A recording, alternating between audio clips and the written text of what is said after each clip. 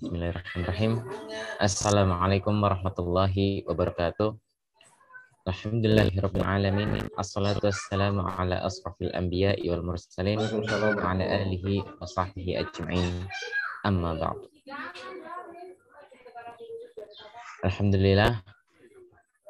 Alhamdulillah kita masih diberi nikmat oleh Allah, banyak-banyak kesempatan, kesehatan, sehingga kita masih dapat berjumpa pada malam ini pada pengajian Juanda seperti biasa dalam talaqi kitab Ahlul Haq was Sunnah bersama penulisnya langsung, yaitu Ustadz kita Ustadz Wahidi Sarju Abdurrahim, yang alhamdulillah pada pertemuan ke-12 ini kita insya Allah akan bahas tema tentang menyikapi nazar para filsuf. Untuk itu, agar mempersingkat waktu, langsung saja kami serahkan kepada Al-Ustadz untuk menyampaikan materi. Kemudian nanti apabila ada pertanyaan dari Bapak Ibu sekalian, dapat dituliskan di kolom chat atau nanti dapat menanyakannya pada sesi tanya jawab. Ya Ustadz, kami persilahkan. Bismillahirrahmanirrahim. Assalamualaikum warahmatullahi wabarakatuh. Waalaikumsalam. Alhamdulillahirrahmanirrahim. Wassalatu wassalamu ala asyrafil anbiya'i wal mursalin sayyidina wa maulana Muhammadin wa ala alihi wa sahbihi ajma'in, amma ba'du. Jamaah sekalian yang kami hormati, puji syukur kehadirat Allah Subhanahu wa taala. Pada kesempatan kali ini kita masih bisa bertemu dan mudah-mudahan mendapatkan barokah dari Allah Subhanahu wa taala. Salat dan salam semoga tetap tercurahkan kepada junjungan kita Nabi Muhammad sallallahu alaihi wasallam.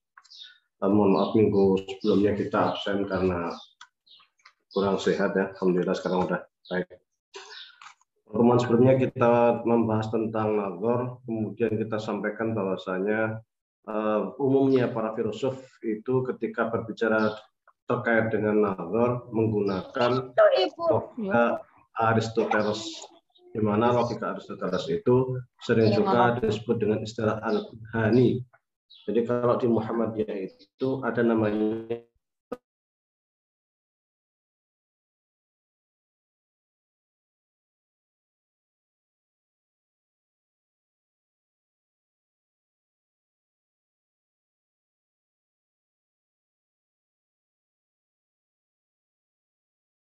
atau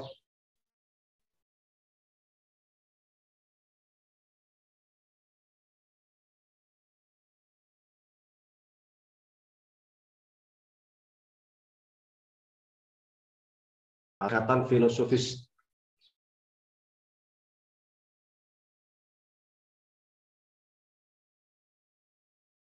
Membidangi hubungan luar negeri gitu. Beliau dari Malaysia, kebetulan moderator di sini. Oh iya.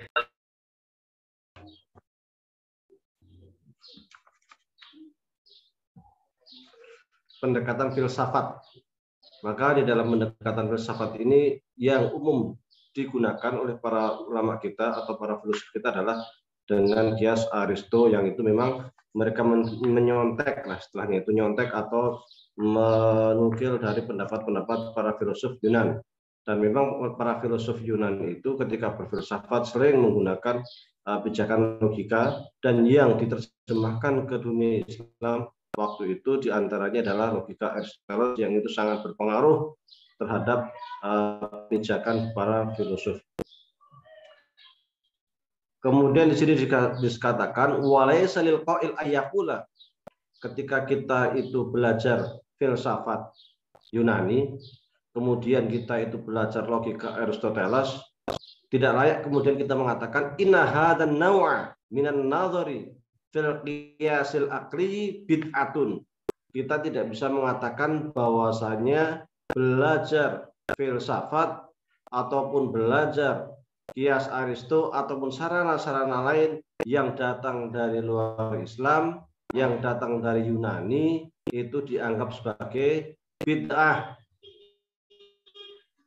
Lam yakun fi sadril awal, dengan alasan bahwasanya ilmu-ilmu tersebut tidak pernah dipelajari pada masa generasi awal Islam.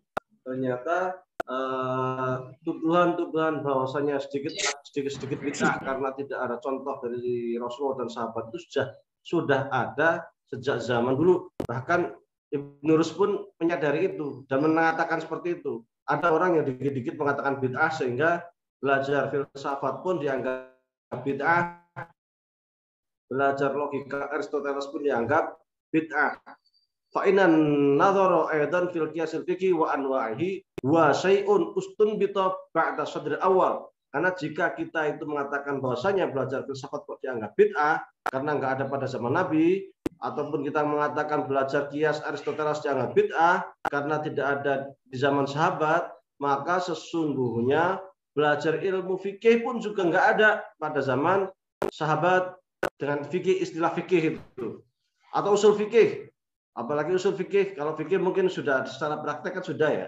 Usul fikih ya, fil qiyasil fikih, maksudnya fikih di sini adalah usul fikih itu juga tidak ada di masa generasi awal, di masa para sahabat. Sehingga dengan demikian ketika kita mengatakan belajar filsafat, belajar mantik dianggap bid'ah, usul fikih juga nggak ada. Apakah belajar usul fikih juga bid'ah? Ya kan? Wa syai'un ustumbita ba'da dari awal. Padahal yang namanya usul fikih itu munculnya setelah generasi awal. Walaisa yuru annahu bid'atun. Nggak ada ulama yang mengatakan belajar usul fikih kok bid'ah.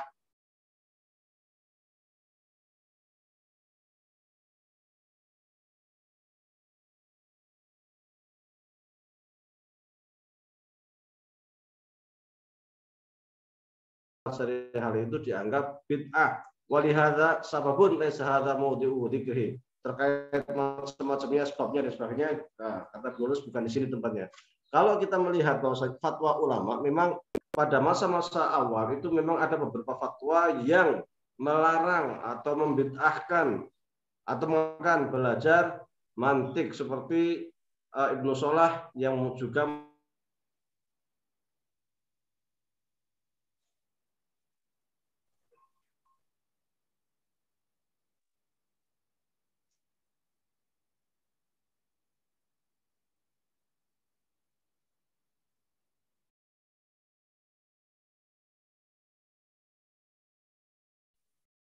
maaf ini internetnya tidak stabil.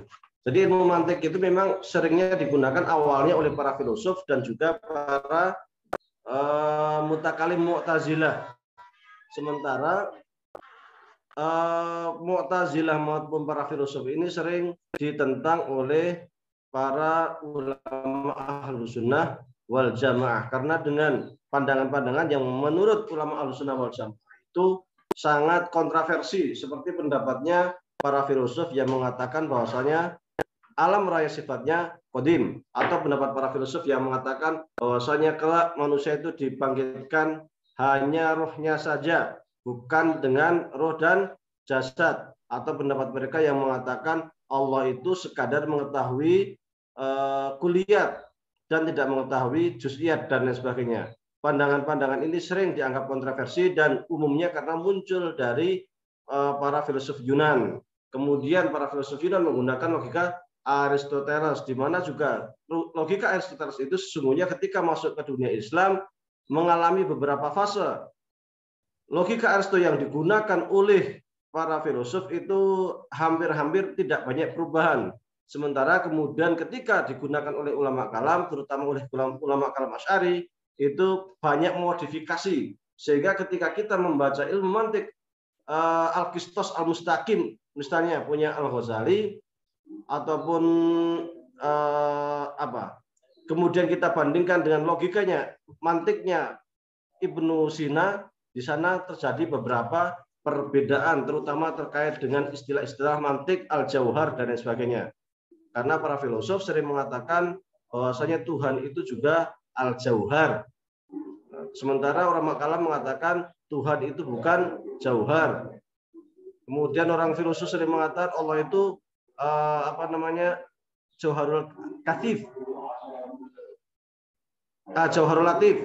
Itu juga ditentang oleh para ulama kalam Ahlussunnah wal Jamaah dan lain sebagainya. Karena beberapa hal seperti itulah kemudian muncul fatwa seperti yang disampaikan oleh Ibnu Shalah itu yang mengharamkan ilmu mantik. Namun belakangan para ulama Ahlussunnah wal Jamaah justru menggunakan ilmu mantik untuk dijadikan sebagai sarana memperkuat logika mereka. Bahkan oleh Imam Al-Ghazali di dalam Al-Mustasfanya menjadikan ilmu mantik sebagai muqaddimah atau pengantar di dalam ilmu usul fikih, sehingga ketika kita belajar ilmu usul fikih sejak masa Ghazali dan setelahnya, sementara kita tidak memahami ilmu mantik, maka kita akan terseok-seok, akan susah.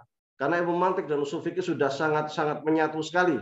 Kecuali usul fikih mutakhirin yang sekarang ini, yang kita pelajari saat ini, seperti karya Muhammad Abdul Wahab Khilaf, ataupun Abdul Karim Zaidan, ataupun Abu Zahra dan lain sebagainya. Di sana ilmu mantik sudah lepas. Jadi lebih enak sebenarnya. Tetapi ketika kita membuka turas Islam, sejarah Islam, ilmu mantik itu sangat kental dalam usul fikih. Bahkan Yasin Al-Fadani, Syekh Yasin Al-Fadani, orang Padang yang di Mekah yang disebut dengan Musnidud Dunya, beliau juga menulis ilmu mantik supaya mempermudah mereka yang hendak belajar usul fikih dengan pengantar-pengantar ilmu mantik yang sangat sederhana. Bentuknya tanya jawab, itu sangat bagus.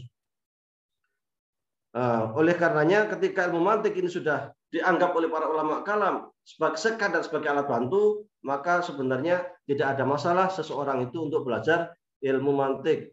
Oleh karena itu ketika kita membuka buku-buku mantik di bab-bab awal, sering dikatakan bahwasanya ilmu mantik itu seperti ilmu nahwu.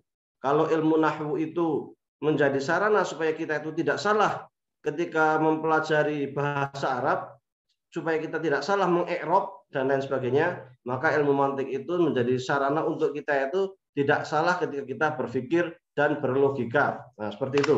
Sehingga di sini dikatakan belajar ilmu mantik itu sudah sesuatu yang boleh, bukan bid'ah lagi, bukan sesuatu yang terlarang. Dan ketika kita melihat para ulama Islam, banyak sekali dari mereka yang sering menggunakan ilmu mantik. Hanya kemudian memang pada masa Ibnu Taimiyah oleh Imam Suyuti juga, ilmu mantik Aristo ini banyak dikritik karena memang terlalu kepada hal-hal yang sifatnya akli atau olah akal, olah otak, dan sedikit meninggalkan eksperimen. Padahal sesungguhnya yang akan kita membuat kita maju itu adalah penelitian ilmiah berdasarkan kepada kasus-kasus yang ada di alam nyata, bukan di otak saja. Maka Ibnu Taimiyah sebenarnya seorang pioner yang ingin mengembalikan kejayaan Islam, bukan sekadar nginduk ke Aristo, bukan sekedar belajar logika yang otak-atik kata-kata, tetapi berdasarkan penelitian empirik dengan melihat kasus yang ada di luar otak manusia dengan menggunakan qiyas fikih. Jadi qiyas fikih itu bukan sekadar dijadikan sebagai sarana untuk membuat sebuah kesimpulan hukum dari hukum fikih saja, tetapi juga dapat dijadikan sebagai pijakan untuk penelitian ilmiah. Sederhananya seperti halnya lembaga halal di MUI, ketika hendak mengetahui suatu barang itu haram atau tidak, itu harus masuk laboratorium. Laboratorium itulah sesungguhnya merupakan upaya mengetahui ilat hukum. Jadi kalau ilat hukum di fikih itu sekedar ada namanya itu kan cara mengetahui ilat hukum. Nah, itu dengan olah otak, namun kemudian untuk zaman kontemporer harus ada laboratorium ilmiah sehingga haram tidaknya sebuah produk itu dapat diketahui secara eksperimental. Dan ini sesungguhnya merupakan upaya daripada Ibnu Taimiyah untuk mengembalikan qiyas fikih bukan sekadar sebagai sarana untuk mengetahui hukum fikih yang sifatnya itu abstrak, tetapi juga langsung kepada penelitian ilmiah. Meskipun demikian, qiyas Aristo karena sudah menjadi bagian dari sejarah Islam, sering tetap kita butuhkan, terutama ketika kita ingin mendalami turas Islam atau ketika kita ingin mendalami kitab-kitab kuning. Bal wa aktsaru ashabi hadhil millah muthbitun al-qiyas akli illa ta'ifatan minal hasawiyah qalilatun. Bahkan sebagian besar kelompok-kelompok Islam itu membolehkan ataupun menganjurkan ataupun menyetujui istilahnya ya, supaya kita itu boleh belajar ilmu logika Aristo, kecuali sebagian kelompok kecil yaitu dari kalangan Hasawiyah. Nah, kalau dalam dunia Islam ya Ibnu Taimiyah dan sebelumnya itu siapa Ibnu Taimiyah dan juga Imam Suyuti. Imam Suyuti punya buku judulnya itu apa si Shaunul Mantiq. Kalau Ibnu Taimiyah punya 2 buku. Yang satu judulnya Ar-Raddu 'alal Mantiqiyin, kritik terhadap orang-orang pakar mantik. Yang satu lagi judulnya Naqdul Mantiq atau kritik ilmu logika Aristo. Nah, 2 buku ini sering dijadikan sebagai pioner sebenarnya. Pioner sebelum di Barat muncul, di masa-masa Barat modern itu muncul para filsuf yang mengkritik terhadap logika Aristo. Di dunia Islam sudah muncul para intelektual yang lebih dulu memberikan kritikan terhadap berbagai pikiran filsafat Yunani dan menyerukan kepada penelitian ilmiah empirik, sifatnya empirik. Fa idza taqarrara annahu yajibu bi syar'i an-nadhar fil qiyas al-aqli wa anwa'ihi kama yasbu an-nadhar fil qiyas al-fiqhi fa bayyan annahu in kana lam yataqaddam ahadun mimman qablana bi fahsin anil qiyas al-aqli wa anwa'ihi annahu yajibu alaina an nabtadi'a bil fahsi anhu. Jadi sebelumnya telah kita sampaikan bahwasanya terkait nazar ini di antara sarananya adalah dengan menggunakan qiyas Aristo. Kalau untuk terkait dengan pandangan filsafat dan ilmu kalam, dan itu disepakati oleh banyak kelompok Islam. Andai tidak ada qiyas yang muncul, ini kan qiyas Aristo itu munculnya di Yunan, dan ulama Islam membolehkan kita mengambil ilmu dari manapun, termasuk dari Yunani. Sekiranya ilmu dari Yunan, mantik Aristo itu tidak ada, sekiranya nggak ada ya, belum ada, maka sebagai umat Islam itu kita harus berkreasi, menciptakan atau menemukan ilmu itu, atau ilmu apa saja yang kiranya dapat membantu kita untuk melakukan sebuah perkembangan ilmu pengetahuan. Jadi kita dituntut untuk selalu mengadakan riset, tidak hanya berpaku kepada hasil-hasil riset yang dihasilkan oleh non-muslim. Andai non-muslim itu tidak menemukan, maka umat Islam sendiri menemukan cabang ilmu tersebut dan bukan sekadar menjadi konsumen terhadap ilmu pengetahuan yang muncul dari kelompok non-muslim. Kalau zaman dulu ya dari Yunani. Anabtadiya bil fasyanhu wa ayasta'ina fi dzalika al-mutaakhiru bil mutaqaddim hatta takmulal ma'rifah bihi. Nah, jadi ketika cabang ilmu pengetahuan itu andai pun kita bisa menemukan, maka kemudian generasi setelahnya itu harus berupaya untuk melengkapi, untuk menambahkan ilmu-ilmu pengetahuan yang sudah diletakkan oleh generasi pertama. Jadi umat Islam tidak boleh berhenti ketika ia melakukan penelitian ilmiah. Generasi awal itu sekadar menjadi peletak dasar, maka generasi setelahnya lah kemudian untuk melengkapi. Kemudian jika memang ilmu pengetahuan, cabang ilmu pengetahuan itu harus dipecah, maka dipecahlah. Nah kan seperti itu. Seperti halnya usul fikih, awalnya itu ditulis oleh Imam Syafi'i, meskipun sebelumnya sungguhnya telah digunakan oleh Imam Malik, sudah digunakan oleh Imam Abu, bukan oleh Imam Syafi'i di dalam kitabnya Ar-Risalah. Dari Imam Syafi'i Ar-Risalah itulah kemudian usul fikih berkembang luar biasa oleh Imam Baqilani, oleh Imam Haramain dalam kitab Al-Burhannya, oleh Imam Ghazali dalam Mustaswanya, Imam Razi dalam kitab Al-Mahsulnya, dan lain sebagainya dikembangkan. Bahkan kemudian muncul seperti di dalam mazhab Syafi'i, Ais ibnu Abdussalam yang menekankan di dalam usul fikih itu terkait dengan maslahat. Jadi satu sisi cabang dalam usul fikih muncul maslahat dipisah oleh Ais ibnu Abdussalam. Puncaknya di tangan Al-Muwafaqat Imam Syatibi yang kemudian memunculkan ilmu maqasid syariah. Jadi Imam Syatibi itu bukan orang pertama yang meletakkan ilmu maqasid syariah sungguhnya, karena sebelumnya setelah disinggung oleh Ais ibnu Abdussalam dan juga Imam Haramain, tetapi melengkapi apa yang telah dibangun oleh para pendahulu, dan itu merupakan tugas para ulama, yaitu melengkapi penemuan orang-orang sebelumnya. Sehingga kemudian setelah Imam Syatibi, ilmu maqasid ini kemudian diusulkan untuk dipisah dari ilmu usul fikih, karena orientasinya sudah mulai berbeda daripada ilmu usul fikih Syafi'i. Nah, jadi seperti itu. Menurut Ibnu Rus, bahwasanya ilmu pengetahuan di dalam Islam tidak boleh berhenti. Penelitian ilmiah tidak boleh berhenti. Kalau sekiranya umat Islam itu bisa mengambil dari luar, maka ia harus mengambil dari luar. Sekiranya ia tidak dapat mengambil dari luar, maka ia harus melakukan kreasi.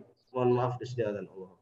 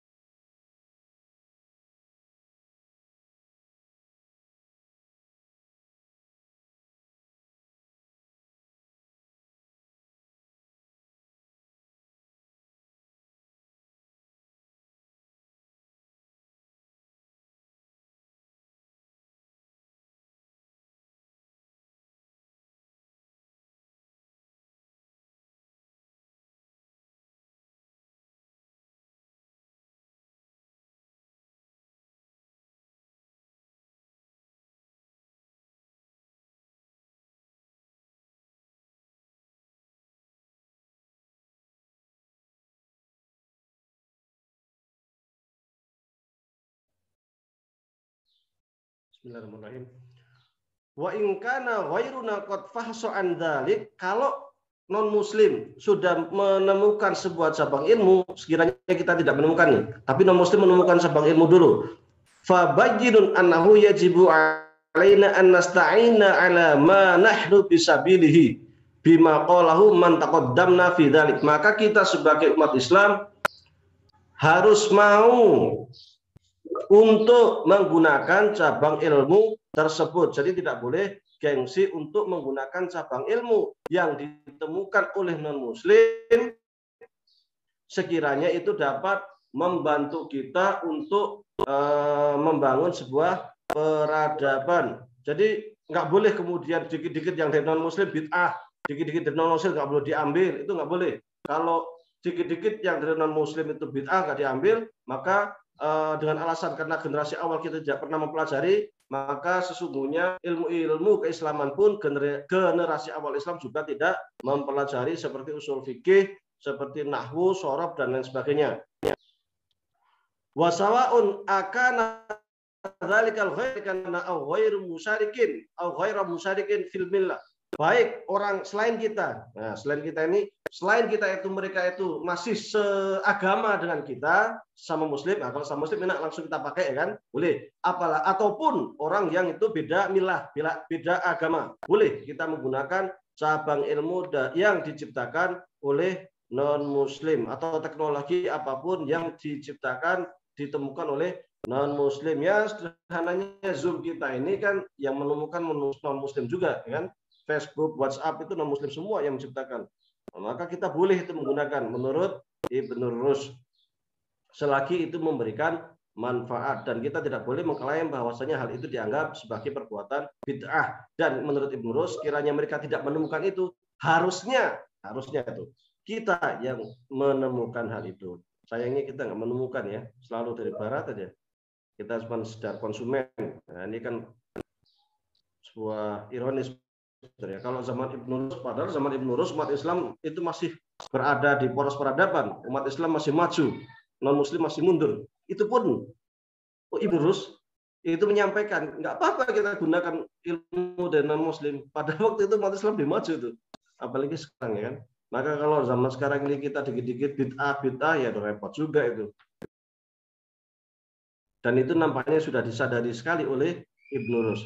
Fa'inal alata alati tasihhu biha at-tadqiya la yu'tabaru fi sihhati at-tadqiya biya kaunuha alatun li musyarakatin lana fil millah au ghairu musyarakatin. Kalau sudah sebuah cabang ilmu, kalau memang itu bermanfaat, bisa membantu kita untuk memajukan sebuah peradaban, sebuah bangsa, kita tidak usah untuk kemudian melihat ilmu itu sesuai berasal dari umat Islam atau bukan, nggak penting. Ilmu itu dari ciptaan orang Muslim atau bukan, nggak penting. Selama itu membuat manfaat, memberikan manfaat, kita ambil. Karena fiha surutus seha wa ani bi ghairil musyarik. Man nadhara fi hadhil asya'. Nah, menurut Ibnu Rus yang dimaksud ghairu musyarik ini adalah ilmu-ilmu yang memang ditemukan sebelum Islam datang, yaitu qudama min al-qudama qabla millatil Islam. Biasanya itu Yunan ya, Yunan, India, Persia. Di zamannya itu dulu ketika umat Islam itu jaya, di antara buku-buku yang diterjemahkan yang paling lumayan besar itu adalah karya para filosof Yunan. Bukan hanya terkait filsafat, tetapi juga berbagai macam cabang ilmu, termasuk matematik, termasuk juga fisika, kimia, dan sebagainya. Mereka terjemahkan ke dalam bahasa Arab, termasuk juga semua diterjemahkan. Kalau yang dari Persia itu yang terkenal sastra politik, itu bahasa Arab, dan itu umat Islam tidak pernah gengsi untuk menggunakan berbagai macam ilmu pengetahuan yang muncul dari non-Muslim. Dan menurut Ibnu Rus itu boleh-boleh saja, bahkan kita hendaknya menggunakan cabang ilmu tersebut untuk memperkuat peradaban Islam. Wa idza kana al-amru hakadha wa kana kullu ma yuhtaju ilaihi minan nadhari fi amril maqayisil aqliyati qad fahasu anhul qudama atam fahsin faqad yambaghi an nadriba bi aidina ila kutubihim. Kalau memang yang terkait ilmu-ilmu pengetahuan itu yang dapat menjadi sarana kita melakukan nazar, melakukan melakukan penelitian ilmiah, kemajuan teknologi, kemajuan sains dan lain sebagainya, maka ketika hal itu sudah ditemukan oleh non-Muslim, kita harus membaca buku-buku mereka, kita harus mempelajari ilmu mereka supaya kita juga memiliki ilmu yang mereka punya itu. Jangan sampai kemudian kita ketinggalan zaman. Itu umat Islam dulu sangat semangat itu.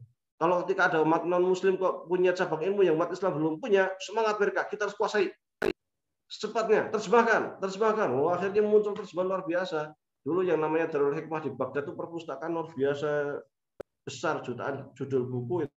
Sehingga ketika dibakar oleh Holaco itu Sungai Tigris bentuknya kayak tinta hitam. Saking banyaknya buku yang dibuang oleh Mongol. Makanya Ibnu Rus ini sangat berpengaruh di Eropa, bukan hanya di dunia Islam, tapi di Eropa. Pernyataan-pernyataan kita harus belajar dari non-Muslim, kita harus menggunakan logika, kita harus melakukan eksperimen, itu sangat berpengaruh di Eropa. Sehingga di Eropa itu muncul namanya madhab Ibnu Rus. Itu yang ngikutin non-Muslim.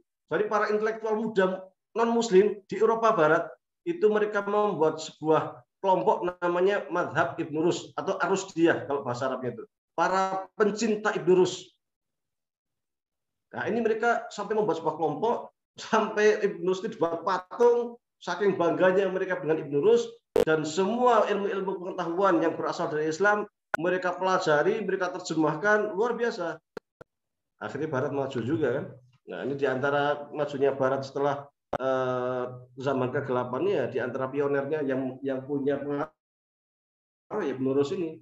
Meskipun buku ini kecil, cuma hanya berapa halaman, 99 halaman ya, dan bukunya juga kecil, tetapi pengaruh di Eropa luar biasa. Jadi ada dua buku Ibnu Rus yang punya pengaruh luar biasa di Eropa adalah Faslul Maqal fi ma bainal hikmah wa syarah wal ittisal, dan yang kedua adalah Kasful Millah fi Kasful fi Aqwaidil Millah. Kasful kalau lupa saya.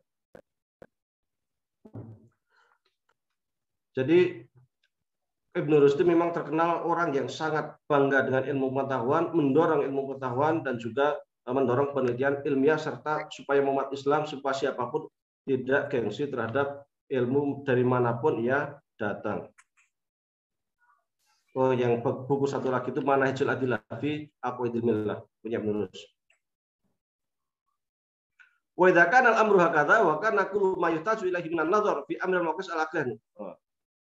Fanang dzura fi maqaluhu min dalik fa in kana kullu sawaban qabilna hu minhum. Nah, ada setelah kita terima berbagai cabang ilmu yang berasal dari non-muslim, dari siapapun, kemudian kita bahas, kita teliti. Ketika cabang ilmu atau ilmu pengetahuan itu semuanya benar, langsung kita terima. Langsung kita terima. Wa in kana fi ma laysa bisawabin nabbahna alaihi. Kalau ada sesuatu yang kira-kira tidak sesuai, ya kita ingatkan yang ini tidak sesuai, yang ini tidak sesuai gitu. Seperti halnya pendapat-pendapat ulama-ulama atau para pemikir filsafat Yunan yang berasal dari apa? Yang mengatakan Tuhan itu berasal dari, atau alam raya itu berasal dari air, alam raya berasal dari udara, yang menafikan Tuhan, nah itu langsung ditolak. Tetapi yang sekadar dianggap sarana untuk mengetahui keberadaan Tuhan, seperti halnya Kias Aristo, maka itu diterima. Apalagi kemudian ilmu-ilmu yang terkait dengan ilmu terapan kayak Einstein dan langsung diterima. Faida faraqna min hadzal jinsi minan nadhari, kalau wa asalat indana al-alat allati biyan naqdiru ala al-i'tibar fil mawjudat wa dilalati sinafiha fa inna man la ya'rifu sin'ata la ya'rifu al-masnu'. Nah, jadi nadhar itu sebenarnya bahasan yang sangat panjang ya. Kalau kita itu bisa menggunakan cabang-cabang ilmu itu, berbagai macam alat-alat juga bisa kita ciptakan supaya kita itu bisa maju di dalam peradaban kita. Nadhar ini terkait dengan teknologi, kemajuan teknologi. Itu bolehlah kita gunakan. Karena kalau kita itu mengetahui sesuatu, kita akan mengetahui yang lain. Adanya kursi itu menuntut kita untuk mengetahui pasti di sana itu ada yang membuat kursi. Adanya alam raya itu menuntut kita untuk mengetahui bahwa sana ada zat yang membuat alam raya. Jadi kita akan langsung percaya adanya Tuhan dengan penelitian ilmiah. Jadi penelitian ilmiah itu tidak kosong. Ilmu itu bukan sekedar untuk ilmu, tetapi ilmu itu untuk mendorong kita supaya mengenal Tuhan, supaya kita mengenal Allah Subhanahu wa taala, supaya mempertebal iman kita. Jadi ilmu bukan hanya ilmu seperti yang digaungkan di dunia barat. Kalau ilmu sekedar ilmu, maka mereka kadang penelitiannya pun juga lepas dari etika, seperti halnya penelitian manusia tetapi menggunakan manusia, kan ya nggak boleh, harus etika yang digunakan.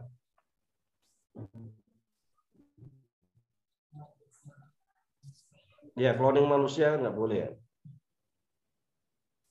Fakotnya an-nasro'a fil fasi an-mawjudat ala tartib wa nabil ladzi istafadnahu min sina'atil ma'rifah bil maqais al-burhaniyah, itu kan bil maqais al-burhaniyah. Jadi intinya, ketika apapun cabang ilmu apapun yang kita itu bisa membuat sebuah kemajuan, yang kita itu bisa mengantarkan kepada kita untuk menambah iman kita, mengakui keagungan Tuhan, ataupun menjadikan umat Islam itu jaya, peradaban Islam itu maju dari manapun datangnya, maka ilmu tersebut harus kita terima.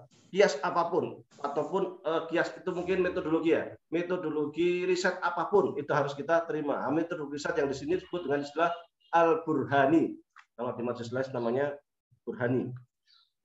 Wa bayyinun aidan anna hadzal gharda innama yatimmu lana fil mawjudat bitadawulil fasi anha wahidan ba'da wahid. Maka yang dibutuhkan umat Islam sesungguhnya adalah meneliti berbagai cabang ilmu yang sudah dihasilkan oleh orang-orang non-muslim atau orang sebelum kita, mana kiranya yang sesuai dengan Islam dan mana yang tidak sesuai dengan Islam. Teliti. Kemudian nanti setelah dilakukan penelitian akan jelas mana yang sesuai, mana yang tidak. Kemudian kita juga dituntut untuk melakukan kreasi, menambah cabang-cabang ilmu baru atau menemukan hal-hal yang sifatnya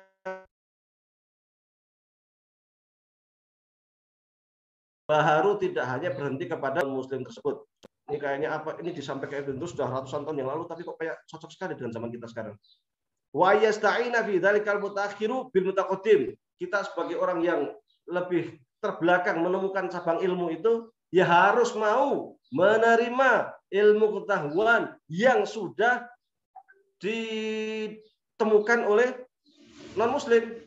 Jangan gengsi gitu. Saya pernah membaca buku judul punya Muhammad Al-Ghazali ketika ditanya bagaimana supaya umat Islam ini maju, dari mana memulai? Maka kata Imam Al-Ghazali, kita memulai dari akhir mereka mengakhiri.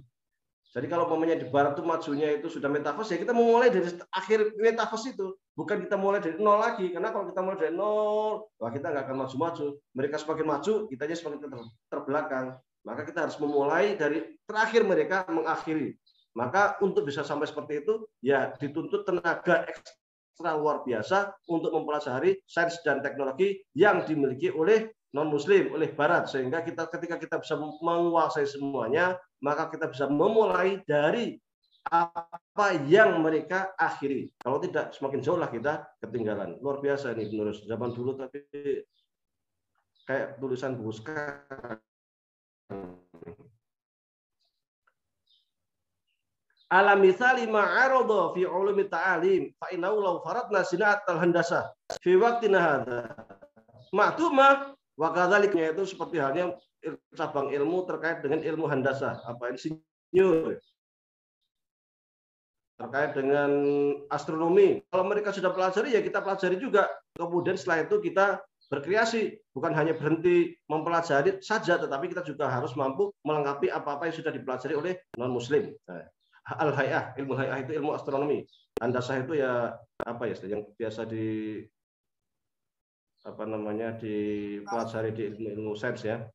Waramal insanu wahidun min tilqa'i nafsi ayudrika maqadirul ajramis samawiyati waskalaha wa abada ba'diha an ba'din lam amkanu dzalik mithla ayyarifa qadra syamsi minal ardi wa ghairadhalika min maqadiril kawakib. Jadi ilmu-ilmu yang terkait dengan pengetahuan sains harus kita pelajari semuanya. Di sini dicontohkan ilmu apa nih? Astronomi. Bagaimana mengetahui tentang ukuran-ukuran benda angkasa, ukuran bulan, ukuran bintang, ukuran, bahkan juga disebutkan di sini bentuknya itu kayak apa, yang namanya benda luar angkasa, itu harus dipelajari juga. Waqatu ba'di'an ba'd, jaraknya antara matahari dengan bumi berapa, antara bumi dengan planet lain itu berapa, antara benda-benda langit itu jaraknya itu berapa, itu juga harus dipelajari semuanya. Meskipun itu awalnya dari non-muslim, tetapi sebagai seorang muslim kita juga harus berkreasi dan memperdalami itu, kemudian mengembangkan cabang-cabang ilmu pengetahuan tersebut. Walau kana adkan nasi tab'an illa biwahyi aw syai'in isbu wahyi. Walau qila lahu inna syamsa a'dhamu minal ardi bi nahwi 150 dhifan aw sitina la'addal hadzal qaul jununan min qailihi wa hadza syai'un qad qama alaihi burhan fi ilmil hay'ah ya man la yashukku fihi man huwa min ahli dzalikal ilmi. Maka kita harus selalu pelajari itu, meskipun kalau orang yang tidak pernah belajar kadang mengira bahwasanya ilmu-ilmu tersebut aneh. Seperti di sini dikatakan oleh Ibnu Rus, besaran matahari itu 160 kali lipat ya. Kalau di zamannya ya, penelitian di zamannya itu besaran matahari 160 kali lipat besaran bumi. Kalau zaman sekarang kan kalau nggak salah lebih dari juta ya. Juta kali lipat. Jadi tapi di zamannya itu mereka mengatakan besaran matahari itu binahwimiyah wa khamsin, 150 kali lipat dibanding besaran bumi. Au sittina atau 160 kali lipat besaran bumi. Nah, ini kalau orang yang nggak pernah belajar ilmu astronomi akan mengatakan, wah siapa bilang matahari kecil gitu kok, masalah lebih gede dari bumi. Nah, ini kita jangan sampai seperti itu. Kita harus menguasai berbagai macam ilmu-ilmu sains sehingga kita bisa mengetahui sejauh mana perkembangan ilmu pengetahuan tersebut, termasuk juga ilmu-ilmu astronomi. Memang Ibnu Rusdi luar biasa. Beliau juga menguasai filsafat, menguasai astronomi dan lain sebagainya. Wa amal ladzi ahwaja fi hadza ila tamthil bis sinati ta'lim hadis sinat usul fiqh wal fiqh nafsi lam yakmul an-nadharu fiha illa fi zamanin tawil. Contohlah, jadi ilmu-ilmu usul fikih, ilmu fikih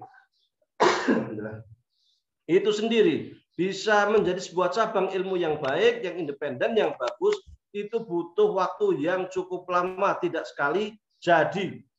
Sama cabang ilmu yang lain juga seperti itu, tidak sekali jadi, butuh proses. Ada yang orang atau ilmuwan atau ulama yang meletakkan cabang ilmu tersebut, kemudian para ulama setelahnya dituntut untuk melengkapi cabang ilmu itu tadi sehingga menjadi sebuah cabang ilmu yang luar biasa. Seperti halnya Ibnu Khaldun yang kemudian juga membuat cabang ilmu sosiologi dengan mukadimah Ibnu Khaldunnya, kan luar biasa itu.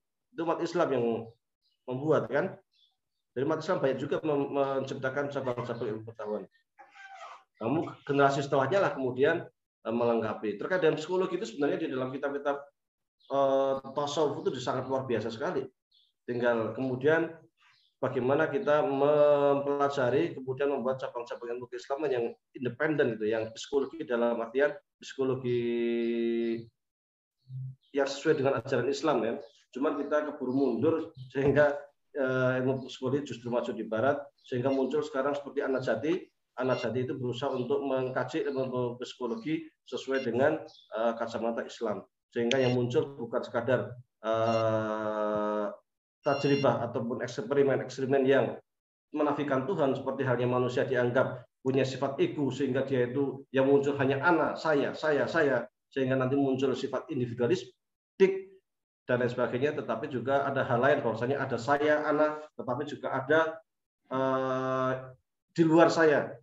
Ada yang lain selain saya. Jangan hanya kemudian kita percaya dengan adanya saya saja. Karena nanti ketika saya aja ya nanti menjadi individualistik seperti yang juga disampaikan oleh John Dewey di dalam bukunya Pragmatisme itu. Nanti kalau udah saya ya akhirnya seperti barat yang sangat pragmatis, sangat materialistik dan itu bertentangan jelas dengan ajaran Islam dan banyak psikologi modern juga seperti itu. Karena dianggap yang muncul dalam diri manusia itu saya ada saya maka saya ada, kan repot tuh. Semuanya itu bermula dari saya, individualistik.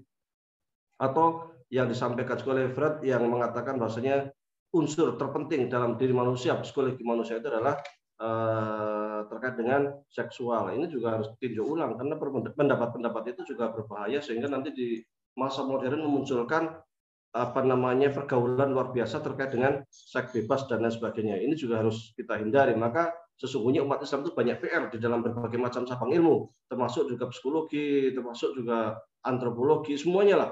Maka muncul kemudian para ulama-ulama modern untuk islamisasi pengetahuan, yang kemudian muncul Triple IT yang di Washington ya kan, yang cabangnya juga ada di Indonesia di Jakarta, yang ketuanya juga intelektual Muhammadiyah, ada juga cabangnya di Mesir, yang untuk saat ini sedang dibekukan sementara dan lain sebagainya. Mereka adalah para ulama-ulama yang berupaya untuk melakukan islamisasi ilmu pengetahuan. Saya pernah ke beberapa kali atau bahkan dulu sering saya ke Triple IT untuk melihat sejauh mana sumbangsih ulama kita ternyata sangat luar biasa. Semua cabang ilmu ada dan sangat bagus-bagus sekali dan sangat modern sekali. Itu kajian-kajian terkait dengan islamisasi ilmu pengetahuan sangat luar biasa melimpah. Bagus-bagus. Dan persoalannya kan bukan hanya sekedar islamisasi saja, tetapi setelah itu kita ngapain kan itu. Jangan kemudian kita hanya melihat oh ini sesuai dengan Islam, oh ini sebenarnya ada di Islam. Nggak sampai. Kalau dikit-dikit mengatakan Islam sudah ada dulu, Islam sudah duluan loh, itu artinya kita menjadi bangsa yang subordinat karena hanya melihat kemajuan Barat saja, kemudian kita klaim peradaban Barat itu sebenarnya sudah ada di Islam, kita sudah lebih dulu, tetapi kita tidak mampu berkreasi. Ini kan jadi masalah. Maka Hasan Hanafi itu menulis buku judulnya Minan Naqli ilal Ibda'. Jadi kita bukan hanya menerjemah, tetapi juga berkreasi. Beliau memberikan contoh terkait dengan para ulama kita yang tidak hanya sekedar melakukan penerjemahan saja, tetapi juga melakukan kreasi ilmu-ilmu baru, membuat cabang-cabang ilmu baru. Baik, karena sudah 1 jam, kita lanjut ke dialog. Wallahu a'lam. Assalamualaikum warahmatullahi wabarakatuh. Waalaikumsalam warahmatullahi wabarakatuh. Baik, selanjutnya adalah sesi tanya jawab. Untuk yang pertama, kami persilakan kepada Bapak Ibu apabila ada yang ingin bertanya secara langsung kepada Ustadz dapat menggunakan fitur raise hand terlebih dahulu. Kemudian akan kami persilakan untuk bertanya kepada Ustadz.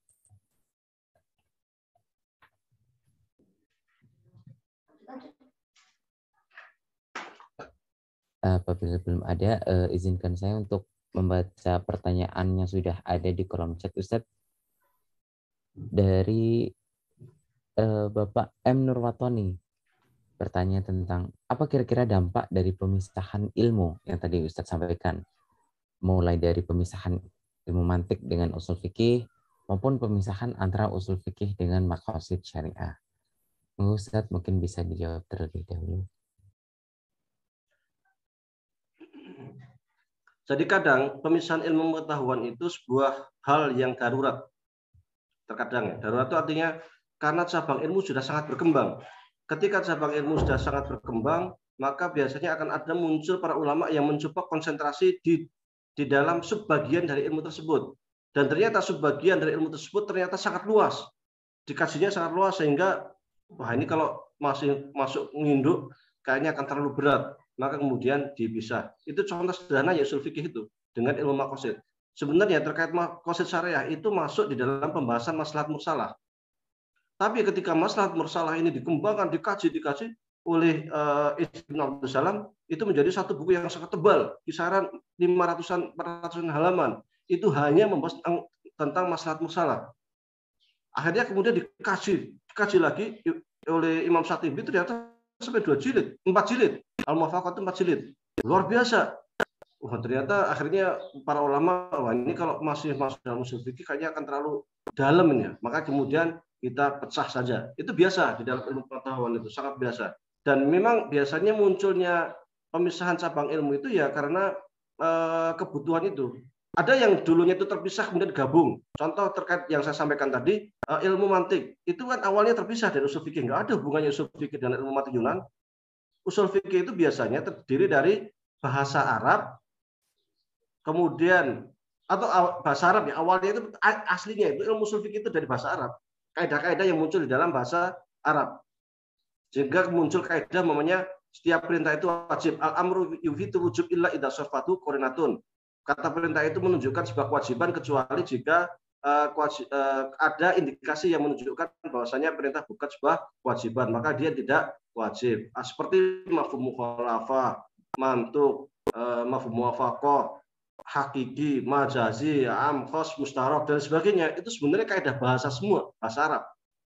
Nah, kemudian nanti masuk ilmu kalam di dalam usul fikih.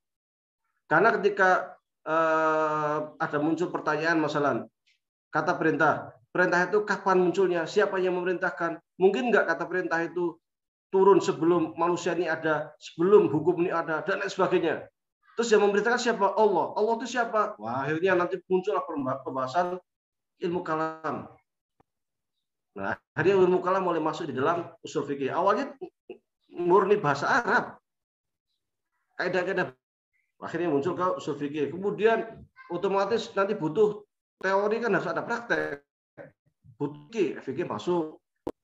Muncullah kemudian filsafat masuk di dunia Islam yang sangat luar biasa. Ilmu mantik, akhirnya ilmu mantik sangat bagus untuk dijadikan sebagai sarana membuat sebuah teori. Akhirnya usul fikih ilmu mantik dimasukkan ke dalam usul fikih. Sehingga usul fikih itu menjadi menjadi ilmu pengetahuan yang zahmah, yang ramai, cabang ilmu tapi ramainya minta ampun, su'an istilahnya itu. Di situ ada fikih, di situ ada ilmu kalam, di situ ada ilmu mantik, di situ ada teori. Padahal aslinya ilmu ya usul fikih itu aslinya teori, metodologi bahas. Nah, ilmu mantik itu masuk karena untuk bisa membuktikan kebenaran sebuah metodologi, untuk ngetes sebuah metodologi. Apakah ini sesuai atau tidak? Kalau teori A tambah B sama dengan C itu benar nggak? Nah, ilmu mantik masuk di situ. Akhirnya wah ini bagus juga ilmu mantik. Sehingga Imam Ghazali sangat fanatik itu, Ghazali dan ilmu mantik. Ghazali kan orang pertama yang masukkan ilmu mantik ke usul fikih. Di dalam Muqaddimah Al-Mustasfa itu mengatakan siapa yang enggak menguasai ilmu mantik itu keilmuannya perlu diragukan katanya. Maka Imam Ghazali banyak punya buku mantik. Di antaranya itu Al-Qistas Al-Mustaqim. Kemudian yang lain-lain lah. Ada 3 atau 4 buku usul mantik yang dikarang oleh Al-Ghazali.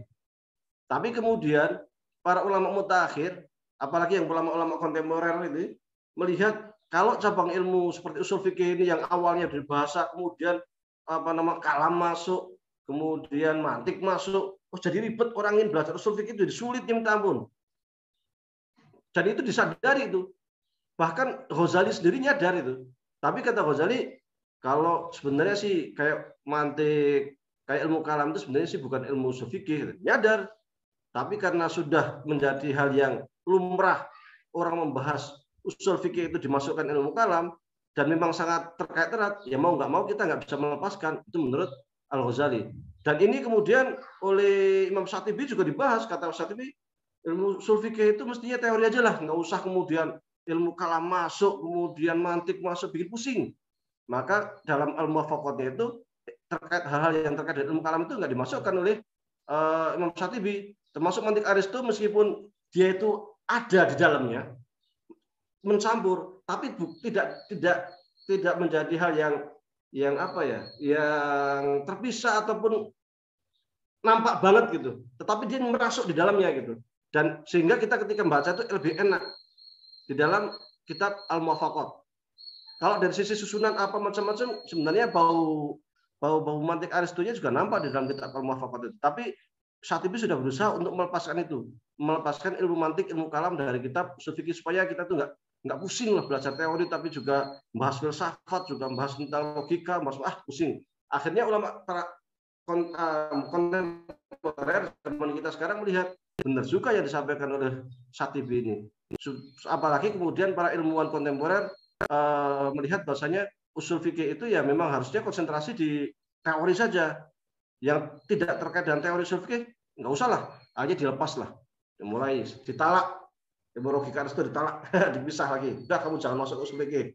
Kemudian ilmu kalam ditalak, kamu jangan masuk usul fikih konsentrasi ke teori. Maka kalau ketika kita belajar usul fikih kontemporer seperti membaca buku karya Abdul Wahab Khilaf, ataupun kita membaca bukunya Abu Zahra, membaca bukunya Abdul Karim Zaidan, membaca bukunya Wahab Az-Zuhaili, di sana ilmu mantik Aristo udah nggak nampak lagi, ilmu kalam udah nggak nampak lagi. Yang muncul adalah usul fikih yang konsen kepada teori dan fikih untuk sebagai penopang supaya kita mempermudah. Ada teori kan ada praktek. Kalau masa-masa Ghazali, teori murni malah prakteknya itu dikit sekali. Karena beranggapan ya namanya usul fikih ya metodologi, nggak boleh kemudian fikih masuk. Kalau nanti fikih masuk, nah nanti gimana itu nanti? Wong teori ini untuk memproduksi hasil, kok hasilnya ikut-ikut dijadikan sebagai sandaran sebuah teori, nanti ribet kan seperti itu. Itu menurut Ghazali. Sehingga usul fikih kayak Mustasfa, kayak Al-Mahsul itu fikihnya sedikit sekali. Sehingga nanti setelah itu akan muncul para ulama-ulama yang berusaha untuk mengkoneksikan antara usul fikih dengan fikih. Nah, namanya takhrijul furu' minal usul. Mengkonekkan antara ilmu usul fikih yang murni teori dengan fikih yang hasil daripada teori. Itulah sebuah cabang ilmu pengetahuan seperti itu, selalu berdialektika, dan itu sangat biasa. Ada juga ilmu baru yang muncul semacam sosiologi Ibnu Khaldun, ya kan? Nah, ini kan luar biasa. Ataupun mantiknya yang sifatnya itu empirik seperti mantik Ibnu Taimiyah atau mantiknya siapa namanya? Imam Suyuti. Ini kan hal positif sebenarnya. Mereka mengkritik tetapi membuat solusi. Mestinya itu seperti ini loh. Jadi ada yang dikritik, ada yang mengkritik, tetapi yang mengkritik jelas ini seperti ini loh. Sehingga muncul ilmu yang kedua. Dari ilmu yang pertama muncul ilmu kedua. Nanti kalau ada yang mengkritik lagi, bagus lagi. Seperti itulah dialektika. Sehingga ilmu pengetahuan itu berkembang. Maka yang harus budaya-budaya saling kritik-mengkritik secara ilmiah itu yang sesungguhnya kita rindukan. Karena itu akan membutuhkan memunculkan berbagai macam cabang ilmu. Tradisi ulama kita terdahulu ketika memberikan kritikan itu, mereka sangat detail dalam memberikan kritikan. Kata per kata itu bisa dikritik. Sangat detail sekali. Sehingga muncul dialog ilmiah yang luar biasa. Kalau Anda membaca bukunya Ibnu Taimiyah, katakanlah Dar'ut Arudil Akli wa Nakli, itu berapa jilid? 9 jilid. Mengkritik filsafat Ibnu Sina, itu sampai 9 jilid itu. Luar biasa. Ibnu Sina dikritik, Ghazali dikritik. Tapi luar biasa itu. Ibnu siapa namanya? Al-Ghazali mengkritik Ibnu Sina, satu buku penuh terkait dengan filsafatnya, kan? Tahafut al-Tahafut. Buku ini dikritik lagi oleh Ibnu Rus, Tahafut al-Falasifah. Saling kritik mengkritik. Itu hal yang biasa, tetapi memunculkan dialog ilmu yang luar biasa. Yang muncul zaman kita sekarang, ketika kita berbeda dengan yang lain, langsung dicap bid'ah, langsung kita mencap dia itu keluar dari Islam, anti-Zionis, pengikut Barat, dan lain sebagainya. Ini kan bukan budaya yang dicontohkan oleh ulama kita sebenarnya. Kalau ulama kita itu nyontohnya nggak gitu, kritiknya ilmiah, pakai buku. Nggak setuju, tulis buku. bukan hanya buat mimi sedikit, kemudian dikomentari, dianggap sesat, dari non-muslim, anti-Zionis, enggak seperti itu. Enggak setuju buat buku. Ibnu Taimiyah itu ketika dia itu mengkantor pendapatnya Asy'ari di dalam kitab Al-Istiqomah ataupun Dalail ataupun yang lain, Masmu'atu Dalail sampai 2 jilid, luar biasa. Ilmu dengan ilmu gitu loh. Kemudian dikantor lagi oleh yang lain yang tidak setuju dengan Taimiyah. Ya, biasa aja gitu. Tapi kan menghasilkan dialog intelektual yang luar biasa. Ulama kita itu sudah mencontohkan hal yang baik. Mestinya kita meniru mereka. Ketika kita tidak setuju, ya kan tersilakan secara ilmiah. Buku lawan dengan buku, pemikiran lawan dengan pemikiran. Jangan pemikiran dilawan dengan demo. Nah, ini kan nggak layak sebenarnya. Jadi seperti itu ya. Terkait pemisahan ilmu pengetahuan ataupun penggabungan ilmu pengetahuan itu yang menentukan sesungguhnya adalah kebutuhan. Ketika kebutuhan itu menuntut untuk sebuah cabang ilmu dipisah, maka dipisah.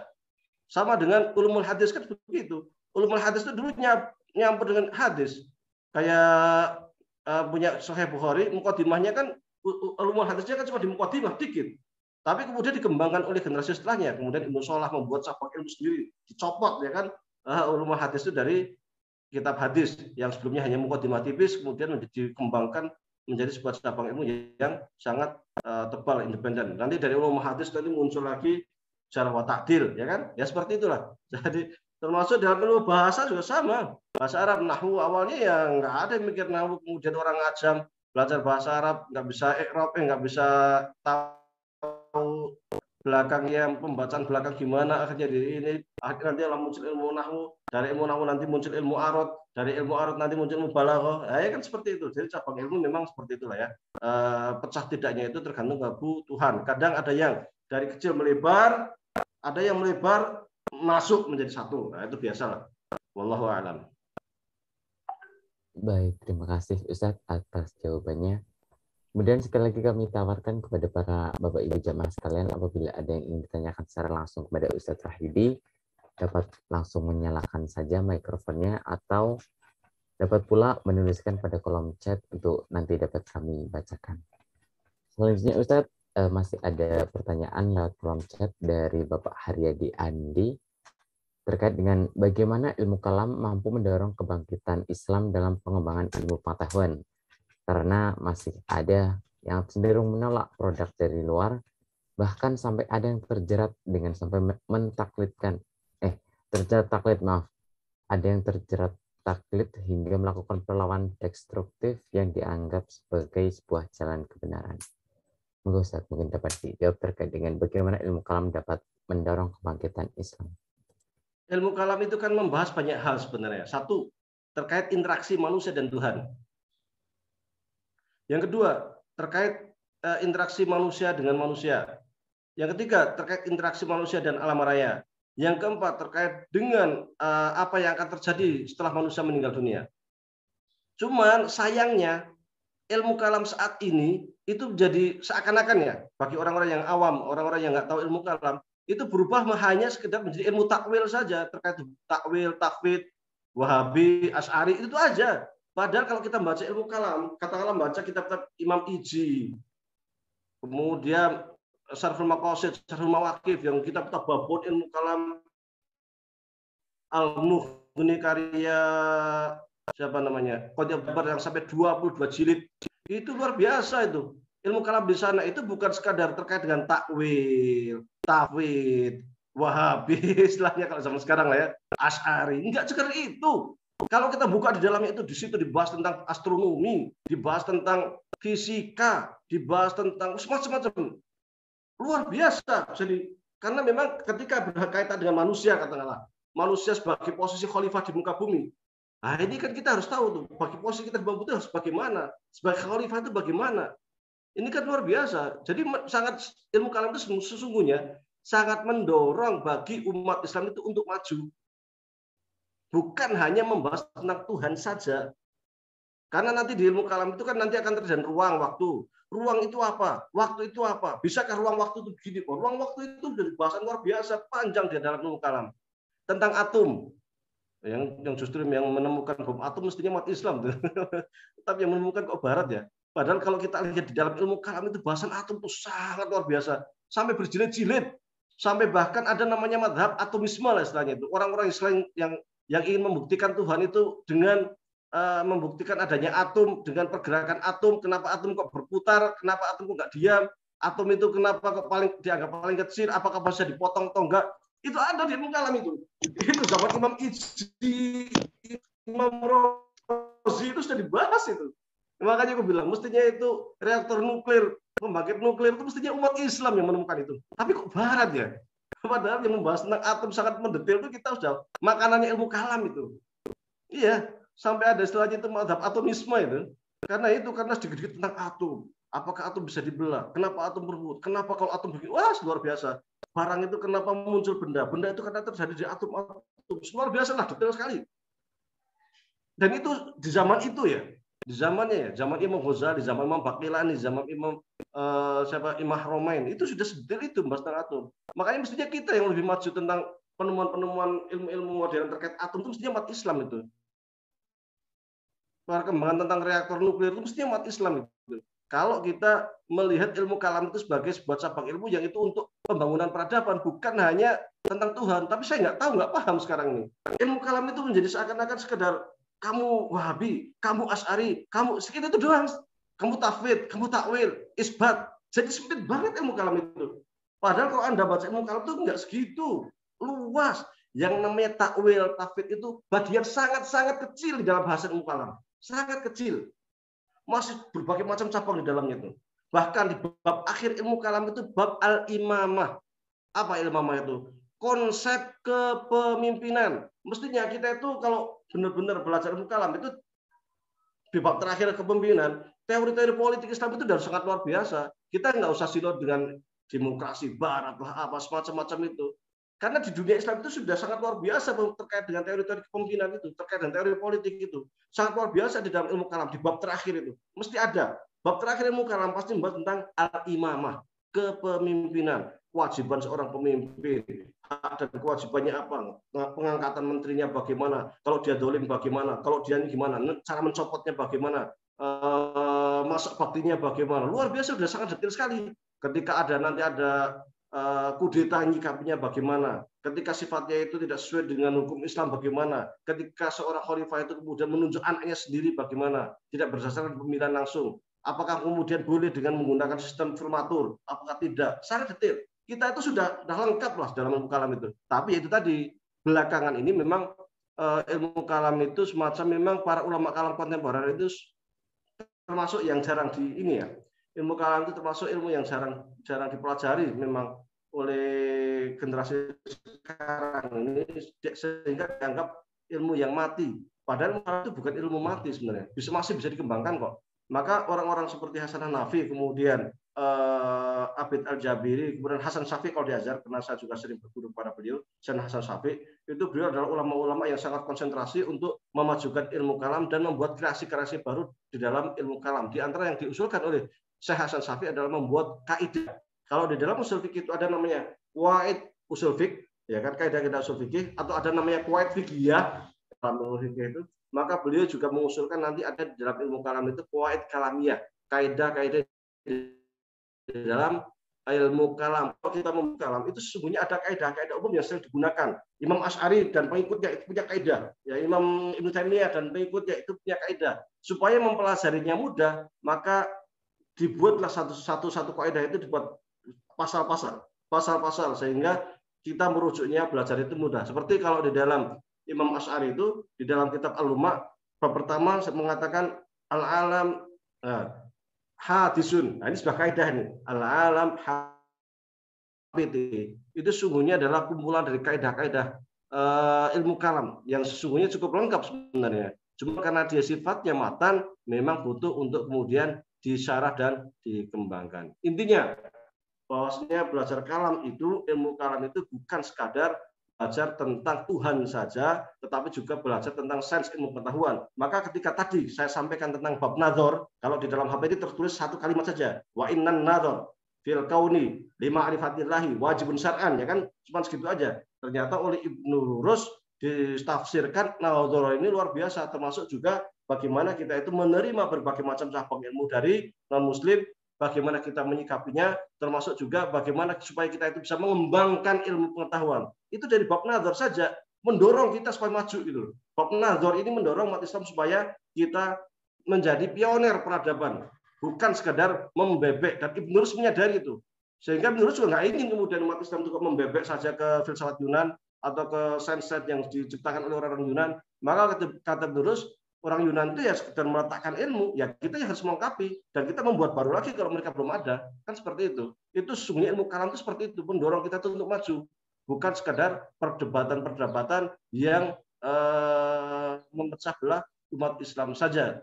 Dan saya juga agak miris juga belakangan memang ilmu kalam kok jadi sekedar takwil sama tafwid saja. Maka memang pelajaran ilmu kalam ini layak untuk kita ajarkan di pondok-pondok kita. Dan saya lihat, walau alam ya, ini pengamatan subjektif di pondok-pondok Muhammadiyah itu memang ilmu kalam itu kurang diminati atau tidak diajarkan. Bahkan ilmu mantik juga tidak diajarkan. Ya kan, padahal itu penting itu. Yang mengajarkan filsafat, ilmu kalam dan ilmu mantik itu di Transcience. Pondok Muhammadiyah di Transcience itu diajarkan karena memang penting. Nah, di dalam pondok yang lain, yang agama pun sebenarnya harusnya diajarkan. Kita di Al-Azhar diajarkan waktu di aliyahnya terkait dengan bahasan ilmu kalam, filsafat dan mantik. Kalau di pondok-pondok itu diajarkan mereka bahasan-bahasan filsafat, mantik. Karena itu juga akan nanti ketika kita belajar usul fikih juga biar lebih nyambung.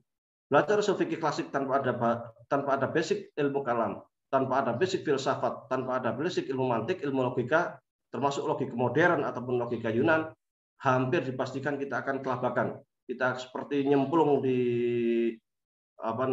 di sungai, sementara kita nggak bisa berenang, gelagapan lah kita. Maka itu ilmu yang sangat penting untuk diajarkan mulai dari pondok. Tentu ya bahasanya pelan-pelan lah. Itu tergantung dengan manhaj saja, tergantung bagaimana kita menyampaikan saja. Wallahu a'lam.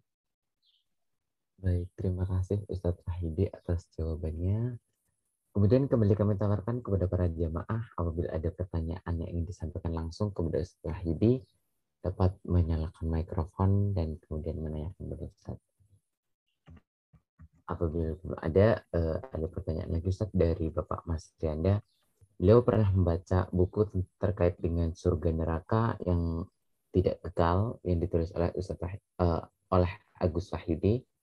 Kemudian bahasanya terkait asal mula alam, tingkatan langit yang dibahas dalam Al-Quran dan sains. Apakah ilmu tersebut dapat dimasukkan ke dalam kajian ilmu kalam, Ustaz?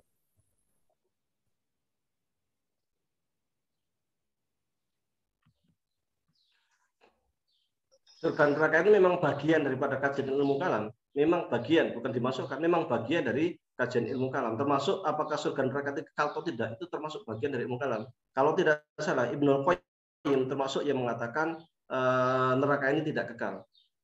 Dan sebagian ulama Islam, sebagian kecil ya, itu mengatakan tidak kekal. Karena yang namanya kekal itu kan ada selamanya ada. Di dalam Al-Quran itu yang disebutkan adalah khalidina fiha. Khalidina fiha itu, kalau bahasa Indonesia kan kekal di dalamnya. Padahal arti aslinya khalid itu adalah sesuatu yang lama.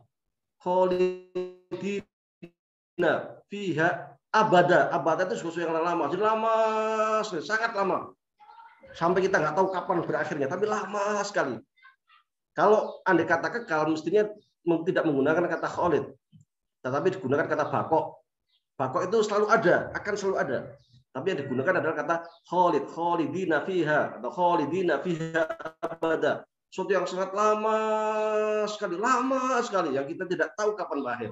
Nah, ini kata-kata inilah kemudian menjadi perdebatan di kalangan para ulama, apakah surga neraka itu kekal atau tidak. Tetapi sebagian besar umat Islam, jumhur ulama mengatakan bahwasanya surga neraka itu sifatnya kekal. Adapun yang binasa itu adalah alam raya itu binasa, kemudian alam raya ini berakhir.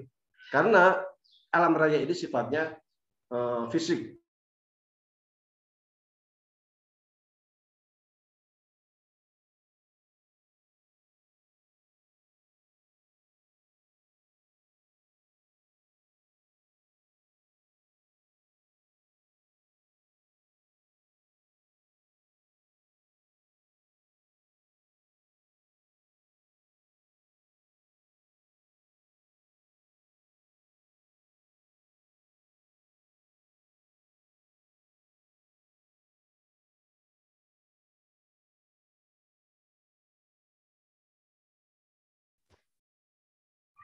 Aduh, ini jaringannya nggak stabil. Alam raya yang sifatnya fisik ini atau yang non fisik pun kayak alam jin, alam malaikat ya kan.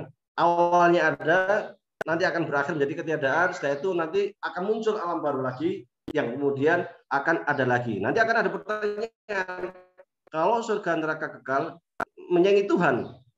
Tuhan kan kekal. Katanya yang punya sifat kekal cuma Tuhan. Kok surga neraka kekal? Nah ini dijawab bahwasanya Allah itu tak bermula dan takkan berakhir. Sementara surga neraka itu bermula, ada awalnya. Meskipun mulaan, seperti halnya manusia, kalau surga neraka itu kekal, manusia itu kelak setelah dibangkitkan yang kedua juga akan kekal selamanya, akan ada terus.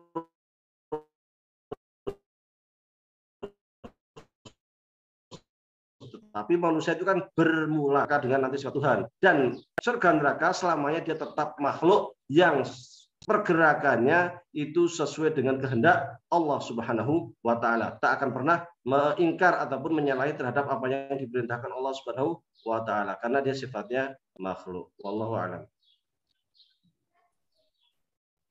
Baik, terima kasih Ustaz atas jawabannya. Kemudian terakhir kali kami sampaikan kepada para jemaah apabila ada yang ingin ditanyakan, silakan.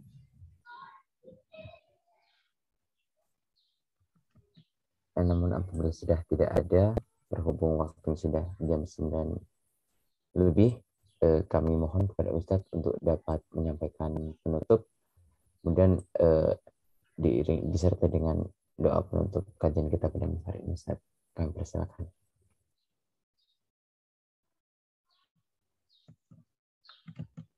Baik, alhamdulillah, mudah-mudahan bermanfaat. Mari kita beristighfar. Astaghfirullahaladzim, alladzi la ilaha illa huwal hayyul qayyum wa atubu ilaih. Astaghfirullahaladzim, alladzi la ilaha illa huwal hayyul qayyum wa atubu ilaih. Astaghfirullahaladzim, alladzi la ilaha illa huwal hayyul qayyum wa atubu ilaih. Allahumma shalli ala sayyidina Muhammadin fil awwalin, Allahumma shalli ala sayyidina Muhammadin fil akhirin, Allahumma shalli ala sayyidina Muhammadin fil mala'il a'la ila yaumiddin. Alhamdulillah fi ni'mah wa fi mazidah. Ya Rabbana lakal hamdu kama yanbaghi li jalalika wa sultanik. Allahumma shalli ala sayyidina wa maulana Muhammadin wa ala alihi washabihi wa maulana Muhammad. Allahumma rabbana zalamna anfusana wa illam taghfir lana wa tarhamna lanakunanna minal khasirin. Rabbana wa la tahmil alaina isran kama hamaltahu ala alladziina min qablina. Rabbana la tuhammilna ma la taqata lana bihi wa'fu 'anna waghfir lana warhamna anta maulana fansurna 'alal qaumil kafirin. Rabbana ighfir lana dhunubana wa liwalidayna warhamhum kama rabbayana shighara. Rabbana ighfir lana dhunubana wa li ikhwanina alladziina sabaquna bil iman wa la taj'al fi qulubina ghillan lil ladziina amanu rabbana innaka ra'ufur rahim. Allahumma inna nas'aluka salamatan fid din wa afiatan fil jasadi wa ziyadatan fil ilmi wa barakatan fil rizqi wa taubatan qabla al-maut wa rahmatan 'indal maut wa maghfiratan ba'dal maut. Allahumma hawwin 'alaina fi sakratil maut wa najina minan nari wal 'afwa 'inda hisab. Allahumma a'inna 'ala dzikrika wa syukrika wa husni ibadatik. Rabbana la tuzigh qulubana ba'da idh hadaytana wa hab lana min ladunka rahmah innaka antal wahhab. Rabbana la tada' lana dhanban illa ghafarta wa la 'aiban illa satarta wa la maridan illa syafaita wa la hajatan min hawaijid dunya illa qadaita ya arhamar rahimin. Allahumma inna nas'aluka 'ilman nafi'a wa 'amalan mutaqabbala wa rizqan halalan thayyiban. Allahumma inna na'udzubika min ilmin la yanfa' wa min qalbin la yakhsha' wa min nafsin la tasba' wa min du'ain la yustajab laha. Allahumma arinal haqqa haqqan warzuqna ittiba'ah wa arinal batila batilan warzuqna ijtinabah. Ya hayyu ya qayyum bi rahmatika nastaghith, ya hayyu ya qayyum bi rahmatika nastaghith, ya hayyu ya qayyum bi rahmatika nastaghith. Rabbana atina fid dunya hasanah wa fil akhirati hasanah wa qina adzabannar. Wa sallallahu ala sayyidina Muhammadin wa ala alihi wa sahbihi wasallam. Subhanaka rabbika rabbil izzati amma yasifun wa salamun ala mursalin walhamdulillahi. Alhamdulillahirrahmanirrahim. Dengan ditutupnya acara kita ini dengan doa oleh Ustadz, maka berakhir pula kajian kita malam hari ini. Kami ucapkan terima kasih jazakallahu khairan katsira kepada Ustadz Wahyudi Abdurrahim yang telah berkenan mengisi acara kita pada malam hari ini. Kemudian kami ucapkan terima kasih pula kepada para jemaah yang telah berpartisipasi dengan mengirimkan pertanyaan-pertanyaan. Kami ucapkan terima kasih Ustadz. Semoga apa yang kita pelajari malam ini dapat bermanfaat. Saya tutup. Wassalamualaikum warahmatullahi wabarakatuh. Waalaikumsalam. Terima kasih Ustaz Wahyudi.